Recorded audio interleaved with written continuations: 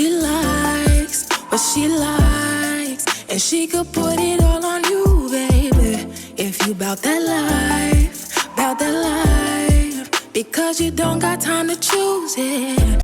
Hey tribe, it's Kia from Heritage 93, and I feel like I'm finally getting my life together. Because in this video, I'll be taking care of my polish collection and giving them the proper storage arrangement they've been crying for. I have a decent amount of polishes to sort through and get rid of altogether, but having a shelf to store the updated collection would be awesome and long overdue. Ready to build? Let's get started. Okay, so I bought this nail polish shelf off Amazon, and I like how straight, simple, and to the point it was. Plus, this one shelf holds about 60 polishes.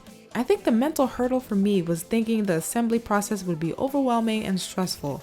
Good spoiler alert, it was actually satisfying to put together. Now I'm unpacking the goods to find the 3 parts to the shelf, the nuts, the bolts, and a few extras of each, and the instructions. It took me a minute with these instructions, not gonna lie, but basically the longest side is the front of the shelf, and the second longest side is touching the back wall of my wooden shelf. Now, 4 times over, I'll prepare the washer, nuts, and bolts, but in the wrong order. Although I'm okay in this instance, the flat round piece, aka the washer, is supposed to be paired with that 6-sided donut, aka the nut, and not the bolt. But you know, I was adamant about that washer and that bolt combo, but it's okay, because you live and you learn. The L wrench was also super helpful for tightening, but do note that it's not included with this nail rack, but they're not hard to find.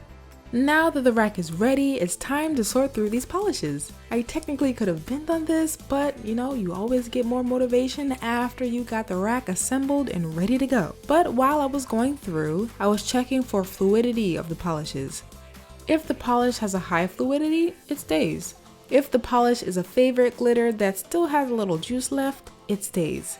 If it has a high viscosity, aka thickness, it's gotta go. If the polish was fluid but has no brush, well, it too is a goner. I also had some that somehow fell into wet polish a while ago, but I figured a good scraping would make it as good as new.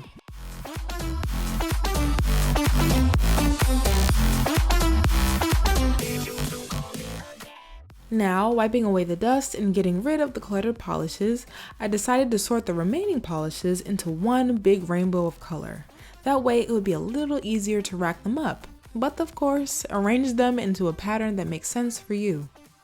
In hindsight, I definitely recommend ordering the nail racks with a number of wholesome bottles in mind. I had to buy a second shelf, but I could have saved myself so much time by sorting the polishes first, instead of paying for shipping twice. Overall, I like these nail racks. They definitely help my nail polish collection look so much better and more organized, so I highly recommend them if you're in need of a straightforward nail rack solution.